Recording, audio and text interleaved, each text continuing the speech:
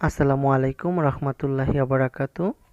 CCR model college আয়োজিত online ক্লাসে একাদশ শ্রেণীর সকল ছাত্রছাত্রীবৃন্দকে স্বাগতম। শিক্ষার্থীবৃন্দ, আশা করি প্রত্যেকেই খুব ভালো আছেন, ভালো থাকেন, এটাই প্রত্যাশা। তো আজকে আমাদের অনলাইন ক্লাসের আলোচনার বিষয় বিভূতিভূষণ বন্দ্যোপাধ্যায়ের আহ্বান গল্প আর সুকান্ত ভট্টাচার্যের 18 বছর বয়স কবিতা। তো সুপ্রিয় শিক্ষার্থীবৃন্দ, আমরা প্রথমেই জেনে যাব বিভূতিভূষণ বন্দ্যোপাধ্যায়ের আহ্বান গল্পটি নিয়ে। তো আমরা যদি প্রথমেই বুঝি যে আহ্বান কি, আহ্বান মানে সাড়া বা অন্তরে কোনো কিছু যে আহ্বান করেছে, ডেকেছে, এরকম কিছু যে সাড়া দিয়েছে, এটা কি বলা হচ্ছে আহ্বান। তো আমরা প্রথমেই সুপ্রিয় শিক্ষার্থীবৃন্দ বিভূতিভূষণ বন্দ্যোপাধ্যায়ের জীবনী জেনে যাব। বিভূতিভূষণ বন্দ্যোপাধ্যায় 1894 সালের 12ই সেপ্টেম্বর পশ্চিমবঙ্গের 24 পরগনা জেলার মুরারিপুর গ্রামে মামাবাড়িতে জন্মগ্রহণ করেন। তার পিতার নিবাস হচ্ছে একই জেলার ব্যারাকপুর গ্রামে। বাল্যকালে বিভূতিভূষণ বন্দ্যোপাধ্যায়ের বাল্যকালটা বা কৈশোরকাল খুবই দারিদ্রতার সাথে কেটেছে। তিনি 1914 সালে মেট্রিক পাশ করেন, 1916 সালে আইএ পাশ করেন এবং 1918 সালে তিনি বিএ পাশ করেছেন। তারপর তার কর্মজীবন ও সাহিত্য সাধনা। তিনি দীর্ঘদিন স্কুলে শিক্ষকতা করেছেন আর তিনি বিভিন্ন স্কুলে শিক্ষকতার পেশায় তিনি অভ্যস্ত ছিলেন। শিক্ষকতার পাশাপাশি তিনি একদম মনোযোগ সহকারে বা নিরবিচ্ছিন্ন সাহিত্য সাধনা করে গেছেন। সুপ্রিয় শিক্ষার্থীবৃন্দ, বিভূতিভূষণ বন্দ্যোপাধ্যায় 1921 সালে তার প্রবাসী পত্রিকায় উপেক্ষিতা নামক গল্প প্রকাশের মাধ্যমে সাহিত্যিক হিসেবে আত্মপ্রকাশ ঘটে। 1921 সালে যখন বিভূতিভূষণ বন্দ্যোপাধ্যায় তার উপেক্ষিতা নামক একটি গল্প লিখেন, সেই গল্পের মধ্য দিয়ে তার সাহিত্য জীবনের আত্মপ্রকাশ ঘটে। সেই সালটি ছিল 1921 সাল। তিনি চিত্রলেখা প্রকাশিত 1930। চিত্রলেখা নামে একটি পত্রিকার সম্পাদনা করতেন। সুপ্রিয় শিক্ষার্থীবৃন্দ, আমরা জানব যে বিভূতিভূষণ বন্দ্যোপাধ্যায় যে লিখেছেন তার লেখার বা তার উপন্যাস বা তার গল্পের বিষয়বস্তুটি কী ছিল। বিভূতিভূষণ বন্দ্যোপাধ্যায় তার সমগ্র লিখনীতে মূলত গ্রাম বাংলার চিত্রকে তুলে ধরার চেষ্টা করে গেছেন। দেখেন, বাংলার প্রকৃতি ও মানুষের জীবনকে তিনি তার অসাধারণ শিল্প সুষমাময় ভাষায় সাহজিক সারল্যে প্রকাশ করেছেন। গ্রামের প্রাকৃতিক দৃশ্য, গ্রামের প্রকৃতি আর গ্রামের মানুষের যে জনজীবন, সেই জনজীবনটাকে বিভূতিভূষণ বন্দ্যোপাধ্যায় তার সহজ এবং শিল্প সুষময় ভাষার মাধ্যমে তার সাহিত্যে তুলে ধরার চেষ্টা করেছেন। মানুষকে তিনি দেখেছেন গভীর মমত্ববোধ ও নিবিড় ভালোবাসা দিয়ে। তার গদ্য কাব্যময় ও চিত্রাত্মক বর্ণনাময় সমৃদ্ধ। সুপ্রিয় শিক্ষার্থীবৃন্দ, কথা কিন্তু চমৎকার যে বিভূতিভূষণ বন্দ্যোপাধ্যায় যে গদ্য লিখতেন বা উপন্যাস লিখতেন, সেগুলো কাব্যের মতো মনে হতো, কাব্যাত্মক ছিল। কাব্যের যে কবিতার যে বিষয়বস্তু বা কবিতার যে মোহ, ওরকম একটা ব্যাপার তার গদ্যে ছিল।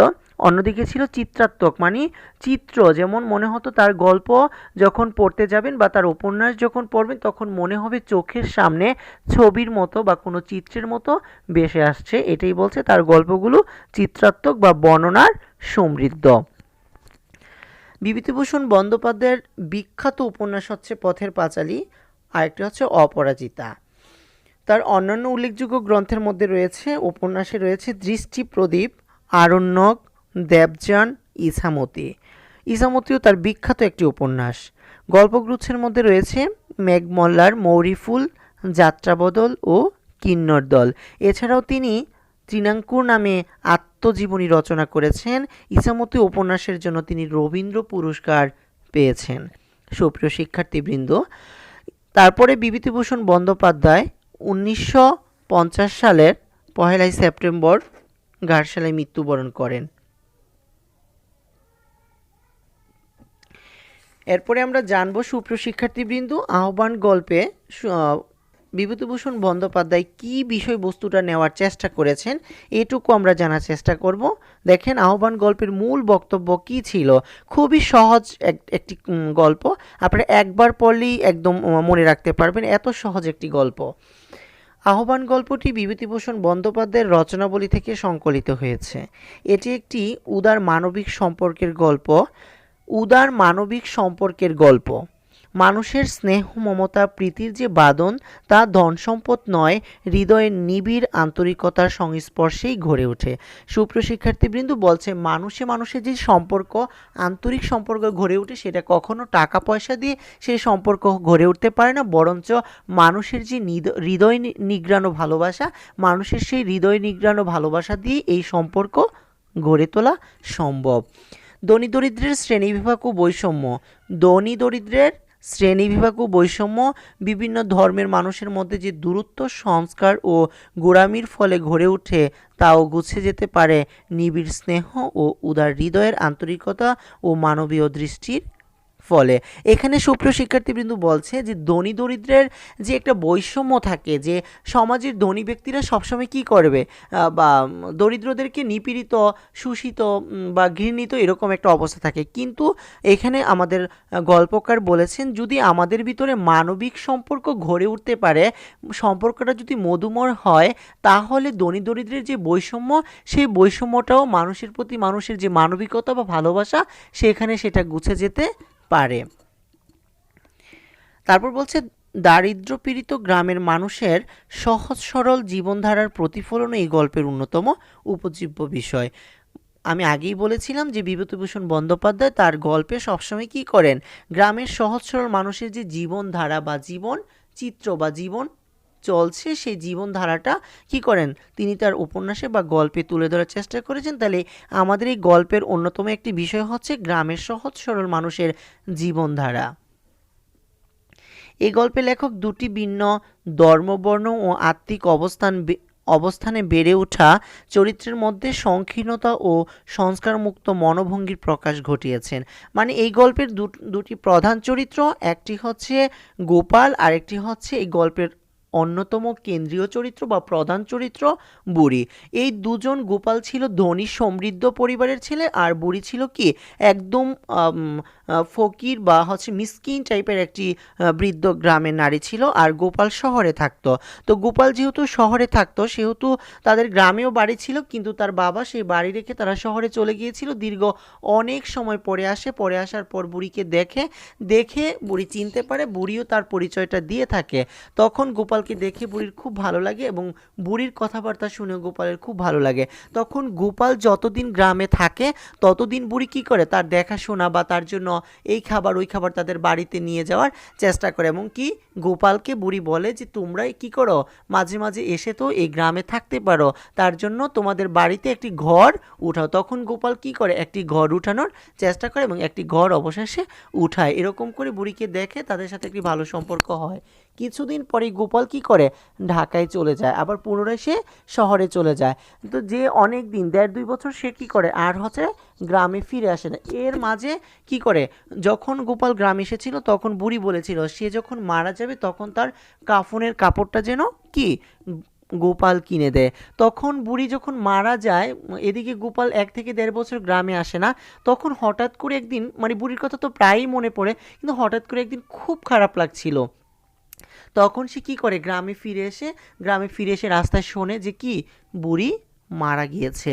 এই যে বুড়ি মারা গিয়েছে, এই তার যে শহরে ছিল, কিন্তু তার শহরে থেকে বুড়ি মারা গেছে কিন্তু খবরটা পায়নি, কিন্তু তার হৃদয়ে একটি হাহাকার বা একটি বেদনার সুর বা একটি বেদনার বাঁশি বাজতেছিল যে ও কি বুড়ি মারা গেছে। এই টানে বা এই যে মায়া বা হৃদয় নিগ্রানো ভালোবাসা, মানবিকতা, এই আহ্বানে কি করেছেন গোপাল এই গ্রামে বুড়ির কাছে ফিরে এসেছেন, কিন্তু এসে দেখে বুড়ি আর নেই। তখন বুড়ির কি করে, সৎকার করার চেষ্টা করে, কবর দাফন করার চেষ্টা করে, তারপর সে দুঃখ ভারাক্রান্ত মন নিয়ে শহরে ফিরে যান।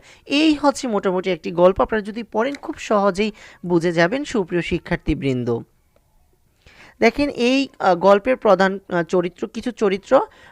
চরিত্র দেখেন, গল্পকথক হিসেবে রয়েছে লেখক, তারপরে রয়েছে প্রধান চরিত্র গোপাল, তারপরে বুড়ির নাচ জামাই, হাজরা বেটার বউ রয়েছে, জমির করাতের স্ত্রী রয়েছে, দিগম্বরী রয়েছে, আব্দুল রয়েছে, চকত্তি মশাই রয়েছে, শকুর মিয়া রয়েছে, নসর গনি রয়েছে। এই হচ্ছে আমাদের আহ্বান গল্পের চরিত্র। আর আমি তো বিষয়বস্তুটা বলে দিলাম সুপ্রিয় শিক্ষার্থীবৃন্দ। এখন আমরা চলে যাব 18 বছর বয়স কবিতায় সুকান্ত ভট্টাচার্যের। 18 বছর বয়স মানেই তো বোঝা যাচ্ছে যে আপনারা ইন্টার পড়ুয়া ছেলেমেয়ে হচ্ছে কি ছেলেপেলেই হচ্ছে 18 বছর বয়স। এই 18 বছর বয়স মানেই হচ্ছে এই বয়সের যুবক যুবতী বা ছেলেমেয়েরা বালক বালিকারা কখনই কিছু মানতে চায় না। এই জীবনটা কি, এই সময়টা কি আমাদের লেখক কি আমাদের কবি সুকান্ত ভট্টাচার্য তুলে ধরার চেষ্টা করেছেন শিক্ষার্থীবৃন্দ। তো আমরা প্রথমেই সুকান্তের জীবনী জেনে যাব। সুকান্ত ভট্টাচার্য 1926 খ্রিস্টাব্দের 15ই আগস্ট কলকাতার কালীঘাটে জন্মগ্রহণ করেন। পৈতৃক নিবাস গোপালগঞ্জের কোঠালীপাড়ায়। তার পিতার নাম হচ্ছে নিবারণ চন্দ্র ভট্টাচার্য, মায়ের নাম সুনীতি দেবী। সুকান্ত ভট্টাচার্য রবীন্দ্র নজরুলোত্তর যুগের বিদ্রোহী তরুণ কবি। আমরা জানি আমাদের নজরুল ছিল আমাদের বাংলা সাহিত্যে বিদ্রোহী কবি, কিন্তু নজরুল উত্তর যুগের মানে নজরুলের পরবর্তী যুগে যিনি বিদ্রোহী কবি হিসেবে পরিচিত তিনি হচ্ছেন আমাদের সুকান্ত ভট্টাচার্য, যিনি নজরুলের মতোই তার কাব্যে উচ্চারণ করে গেছেন অন্যায় ও অবিচার, শোষণ বঞ্চনার বিরুদ্ধে বিদ্রোহ ও সংগ্রামের আহ্বান এবং বিপ্লব ও মুক্তির পক্ষে একাত্মতার ঘোষণা। কৈশোরে বিশ্বব্যাপী মহাযুদ্ধের ধ্বংস, তাণ্ডবলীলা, দুর্ভিক্ষের করাল গ্রাস ও মৃত্যু হাহাকার দেখে তিনি এতই আলোড়িত হন যে সামাজিক অনাচার ও বৈষম্যের বিরুদ্ধে প্রতিবাদ এবং নির্যাতিত মানুষের জন্য গভীর মমতা তার কবিতার বিষয়বস্তু হিসেবে তিনি তুলে ধরার চেষ্টা করেছেন। সুপ্রিয় শিক্ষার্থীবৃন্দ, যখন আমাদের কবি সুকান্ত ভট্টাচার্য ছোট ছিলেন, কৈশোর ছিলেন, তখনই আমাদের বিশ্বব্যাপী কী হয়, বিশ্বযুদ্ধ হয়েছিল। বিশ্বযুদ্ধে যে ধ্বংস আর তাণ্ডবলীলা ছিল, যে সব কিছু ছিন্ন ভিন্ন হয়ে গেছে, এই চিত্রটা সুকান্ত নিজের চোখে দেখেছেন। দুর্ভিক্ষের যে দুর্ভিক্ষ হয়েছিল, মনন্তর হয়েছিল ৭৬-এ, সেই মনন্তরের যে হাহাকার কষ্ট সেটাও তিনি দেখেছিলেন।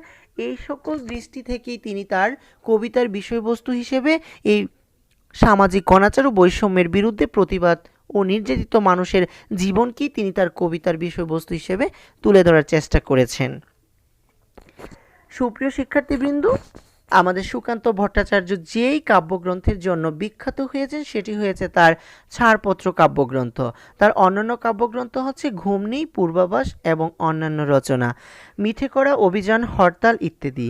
তিনি ফেসিবিরোধী লেখক শিল্পী সংঘের পক্ষে আকাল নামে একটি কাব্যগ্রন্থ সম্পাদনা করেন। তিনি দৈনিক স্বাধীনতার কিশোর সভা অংশের প্রতিষ্ঠাতা ছিলেন এবং মৃত্যুর পূর্ব পর্যন্ত এর সম্পাদকের দায়িত্ব পালন করে গেছেন। 1947 খ্রিস্টাব্দের 13ই মে মাত্র 21 বছর বয়সে প্রতিভাবান এ কবি যক্ষা রোগ আক্রান্ত হয়ে যাদবপুরে টিবি হাসপাতালে মৃত্যুবরণ করেন। সুপ্রিয় শিক্ষার্থীবৃন্দ, আমাদের এই কবি সুকান্ত ভট্টাচার্য খুবই অল্প বছর বেঁচে ছিলেন, মাত্র 21 বছর। তিনি যদি আরও বেঁচে থাকতেন তাহলে তিনি আমাদের রবীন্দ্রনাথ নজরুলের মতোই আরও বেশি আমাদের বাংলা সাহিত্যকে সমৃদ্ধি করতে পারত।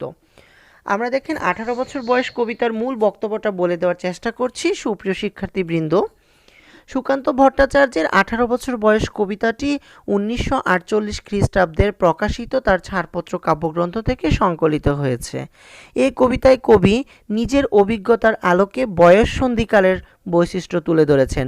এই 18 বছর বয়স কবিতায় সুকান্ত ভট্টাচার্য তার বয়স সন্ধিকালে মানে 18 বছর বয়সে কি হয়ে থাকে বা 18 বছর বয়সে কি বিষয় ঘটতে পারে সেই বিষয়টাকেই তিনি তার এই কবিতায় তার নিজের অভিজ্ঞতার বিষয়গুলো বা কথাগুলোই তিনি এখানে তুলে ধরেছেন। কৈশোর থেকে যৌবনে পদার্পণের এ বয়সটি উত্তেজনার, প্রবল আবেগ ও উচ্ছ্বাসে জীবনের ঝুঁকি নেওয়ার, এ বয়স অদম্য দুঃসাহসে সকল বাধা বিপদকে পেরিয়ে যাওয়ার এবং অন্যায়ের বিরুদ্ধে মাথা নিচু করে দাঁড়ানোর জন্য প্রস্তুত। এ বয়সের ধর্মই হলো আত্মত্যাগের মহান মন্ত্রে উজ্জীবিত হওয়া, আঘাত সংঘাতের মধ্যে রক্ত শপথ নিয়ে ঝাঁপিয়ে পড়া। পাশাপাশি সমাজ জীবনের নানা বিকার, অসুস্থতা ও সর্বনাশের অভিঘাতে এ বয়স আবার হয়ে উঠতে পারে ভয়ঙ্কর। সুপ্রিয় শিক্ষার্থীবৃন্দ, কবি এখানে এই 18 বছর বয়স তরুণীদের দুইটি দিকের কথা এই কবিতায় তিনি ব্যক্ত করেছেন। একটি হয়েছে ভালো দিক, আরেকটি হয়েছে মন্দ দিক। এক বলেছে যে 18 বছর বয়স কোনো অন্যায়, কোনো অভিযোগ কোনো দুর্নীতি এগুলোর বিরুদ্ধে কখনোই মাথা নত করে না।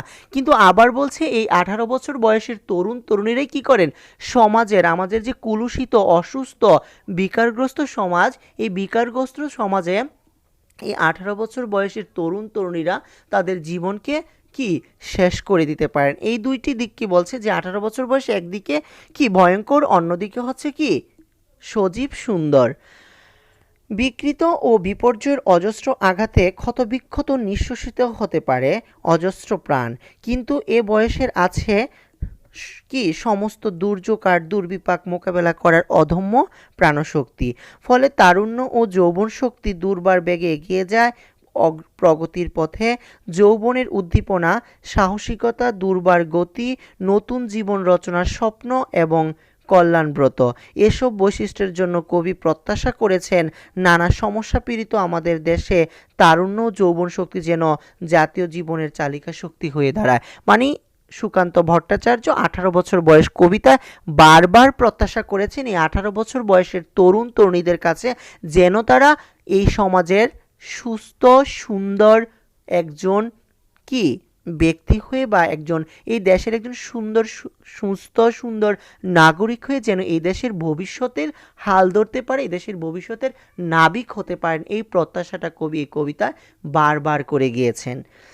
কবিতায় সুকান্ত ভট্টাচার্য এই কবিতায় মাত্রাবৃত্ত ছন্দের ব্যবহার করেছেন। 6 মাত্রার মাত্রাবৃত্ত ছন্দ, প্রতি চরণে মাত্রা সংখ্যা 14, চরণ বিন্যাস হচ্ছে 6+6+2। এই কবিতাটিতে 8টি স্তবক বা প্যারা আছে, প্রত্যেক স্তবকে লাইন সংখ্যা রয়েছে 4টি। সুপ্রিয় শিক্ষার্থীবৃন্দ, আশা করব প্রত্যেকে এটুকু বুঝে থাকবেন। আমি পরবর্তীতে বাকিটুকু আলোচনা করার চেষ্টা করব। আপনারা অবশ্যই এটুকু খাতায় নোট করবেন এবং কবিতাটা পড়ার চেষ্টা করবেন, সহজেই বুঝে যাবেন। আজকে আমি এখানেই শেষ করছি আমার ক্লাস। সবাই ভালো থাকবেন। আসসালামু আলাইকুম।